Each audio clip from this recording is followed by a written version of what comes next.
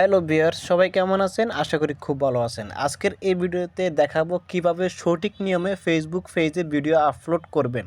সম্পূর্ণ সিস্টেম দেখিয়ে দিব, ভিডিওটি না টেনে সম্পূর্ণ দেখতে থাকুন।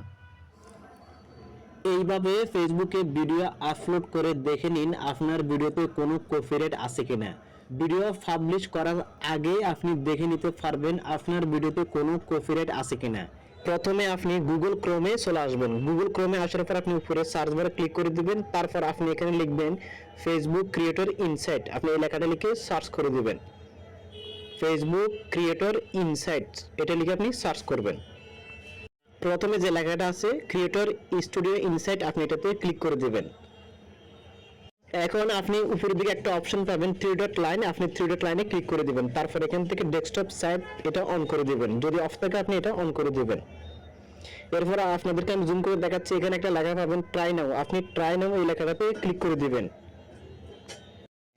যদি আপনার এখানে ট্রাই নাও লেখাটা না আসে, আপনি উপরের দিকে থ্রি ডট লাইন পাবেন, ওখানে ক্লিক করে দিবেন। তারপর ওখান থেকে আপনি লগ ইন পাবেন, লগ ইনে ক্লিক করে আপনার ফেসবুক আইডি এবং পাসওয়ার্ড দিয়ে তারপর আপনি লগ ইন নিয়ে নেবেন।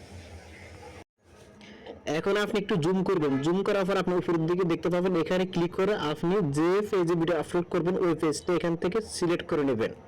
আপনাদেরকে আমি জুম করে দেখাচ্ছি, আপনি এখানে তিনটা অপশন পাবেন। দেখুন প্রথমে আছে ক্রিয়েট পোস্ট, আপনি ক্রিয়েট পোস্ট এই লেখাটাতে ক্লিক করে দেবেন। তারপর আপনি এখানে তিনটা অপশন পাবেন, দেখুন একটু জুম করে দেখাচ্ছি আপনাদেরকে।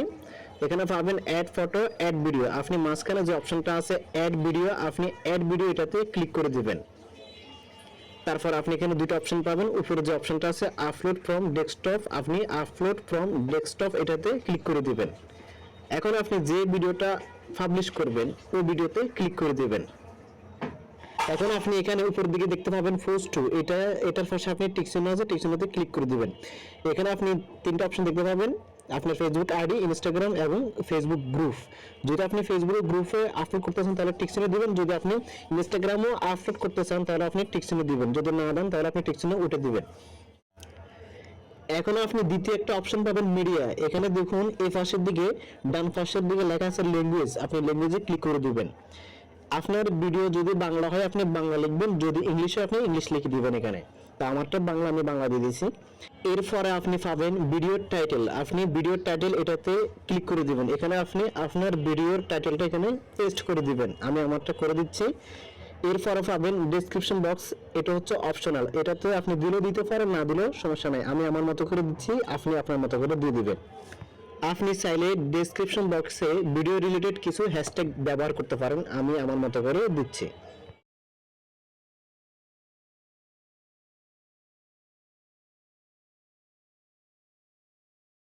এরপর আপনি পাবেন থাম্বনেল, থাম্বনেলের নিচে টিক চিহ্ন আছে, আপনি যদি এটাতে ক্লিক করে দেন তাহলে আপনি আলাদা আলাদা চারটি থাম্বনেল ব্যবহার করতে পারবেন। আর আপনি যদি চান একটা থাম্বনেল ব্যবহার করবেন, এজন্য আপনি কি করবেন, এদিকে চলে আসবেন। আপনি ডান পাশে দেখবেন আপলোড ইমেজ লেখা আছে, আপনি এটাতে ক্লিক করে দিবেন। তারপর আবারও এখানে লেখা আছে আপলোড ইমেজ, আপনি এটাতে ক্লিক করবেন।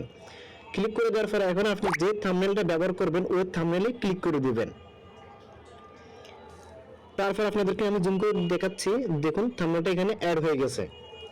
এরপর আপনি পাবেন ট্যাগ, আপনি চাইলে আপনার ভিডিও রিলেটেড ট্যাগগুলো এখানে বসাইতে পারবেন। ইউটিউবে মানুষ সার্চ করে ভিডিও দেখে, ইউটিউবের জন্য ট্যাগ অত্যন্ত গুরুত্বপূর্ণ, কিন্তু ফেসবুকে মানুষ সার্চ করে ভিডিও কম দেখে। আপনি চাইলে দিতে পারেন, দেওয়াটা ভালো হবে আমি মনে করি।